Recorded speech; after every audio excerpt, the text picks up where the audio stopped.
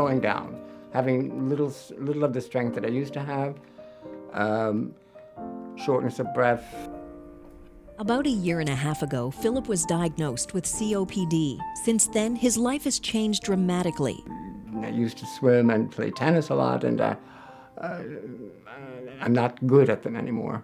COPD can have a tremendous impact on the patients as well as their families. Every time there's a flare or an exacerbation of their disease, there can be lost time from work, lost time from family, and an impact on society in general in terms of the cost to the healthcare system. Since my breath is not as good as it used to be, this has led to weakening of my whole being, I would say.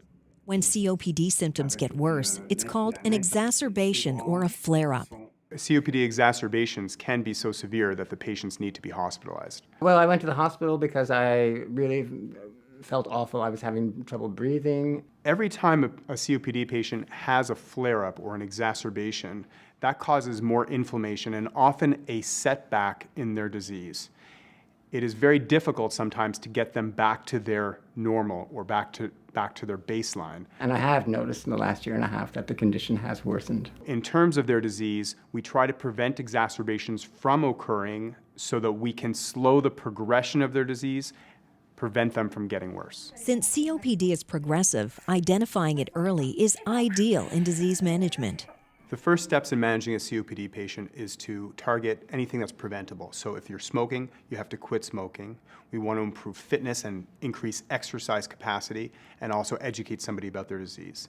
At the same time, when they have symptoms, we want to put them on inhalers to help them breathe better. We also want to vaccinate our patients against the pneumonia bacteria and against the flu each year. There are many challenges that patients face using their inhalers. Sometimes it's hard to know when the inhaler is empty. Sometimes it's hard to know when the inhaler actually delivered medicine.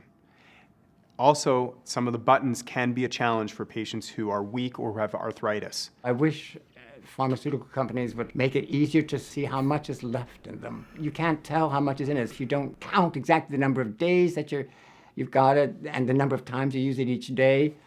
I hope I'm not throwing some medicine away. What we try to do is match the best inhaler with those patients who require something different. So very often it does take a change of inhaler type or a change of the medicine, and sometimes both. There are many new treatments that have come out on the market recently which have had a modest improvement over what we've had before. The devices have made the greatest change, I think, in terms of being simple for the patients to use, to deliver the medicine more effectively to the lungs, and help them improve their quality of life. I think compliance is one of the hardest things we deal with. We prescribe these inhalers to our patients and we expect them to use it sometimes 8 puffs a day, and we expect their disease to get better based on that.